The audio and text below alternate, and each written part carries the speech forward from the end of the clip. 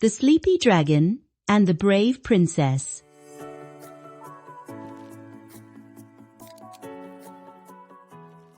In a kingdom tucked between soft rolling hills and silver lakes, there lived a gentle princess named Isla. She was not like other royals who spent their days in grand halls or wore crowns of glittering gems. Isla loved quiet places, the sound of wind through tall grass, the song of morning birds, and the soft hum of the world at peace.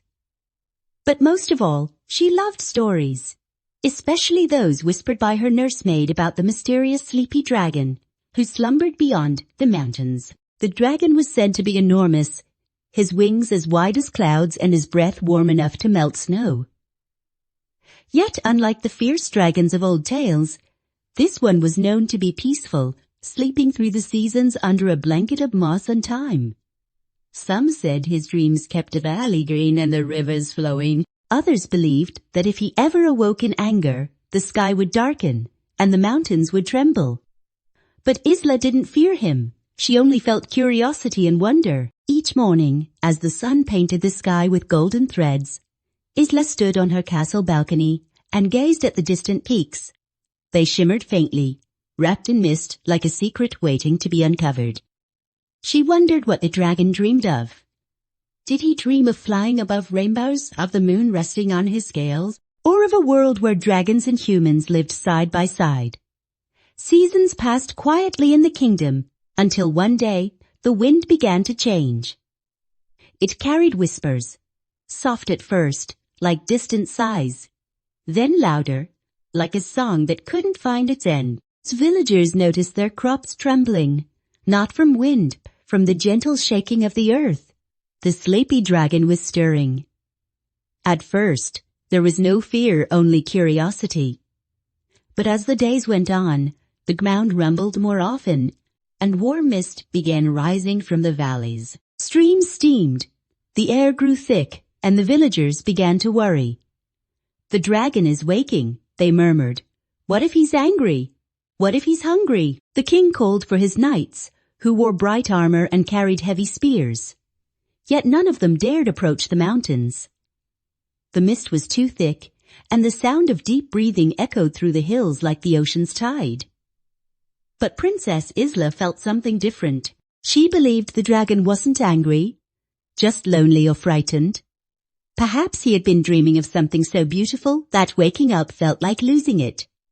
One morning, while the castle slept under a pale dawn, Isla packed a small satchel, just a loaf of bread, a canteen of water, and her mother's blue cloak. She wrapped it around her shoulders and slipped out through the garden gate, her heart trembling but her courage steady. She followed the whispering wind across the meadows and into the mist. As she walked, the world grew quieter. The air became warmer and smelled faintly of ash and flowers. The grass glistened with dew, and her footsteps made no sound. Soon she reached the edge of a great forest that shimmered like glass under the morning light. Birds perched silently on branches heavy with moss, watching her with bright eyes. Deep within the forest, the sound of slow, rhythmic breathing echoed, like a mountain sighing in its sleep. Isla followed the sound until she reached a clearing surrounded by giant stones. In the center lay the sleepy dragon. His scales shimmered in shades of gold and emerald, his wings folded neatly by his side.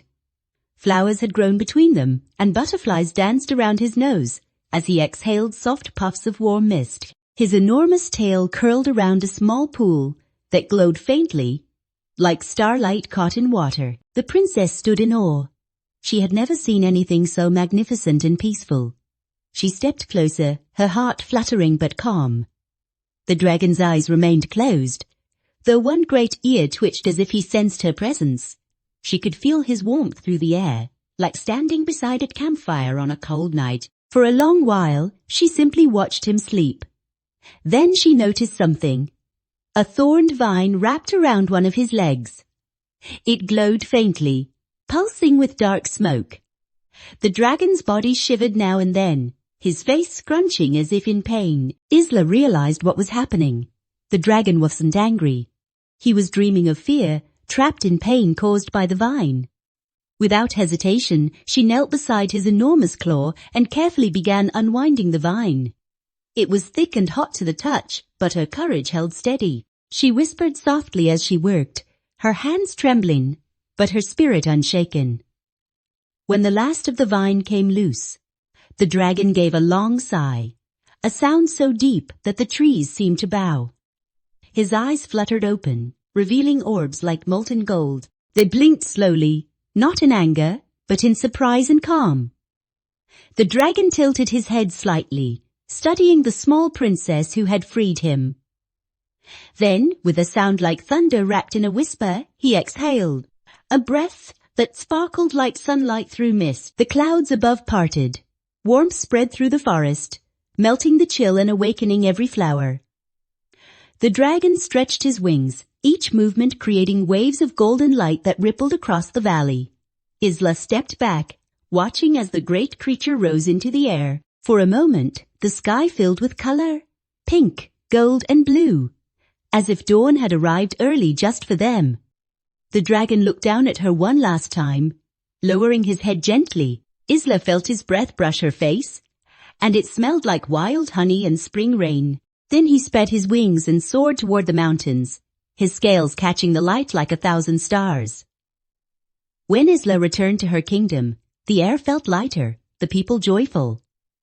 Rivers ran clear again, crops bloomed brighter than ever, and even the wind seemed to hum a happier tune. The king and queen wept with relief, holding their daughter close. But Isla only smiled quietly. She didn't tell them about the thorn or the dragon's gentle eyes. Some things, she felt, were meant to stay in the heart. That night, as the stars shimmered above the castle, Isla stood at her window and looked toward the mountains. There, among the clouds, she thought she saw a faint golden glow, a sleeping shape resting peacefully once more. The dragon's dreams were calm again, and so was the land. From that night on, whenever storms rolled over the hills or the earth trembled softly, the villagers would smile instead of fear. "It's only the sleepy dragon turning in his dreams," they'd say, "and the brave princess watching over him."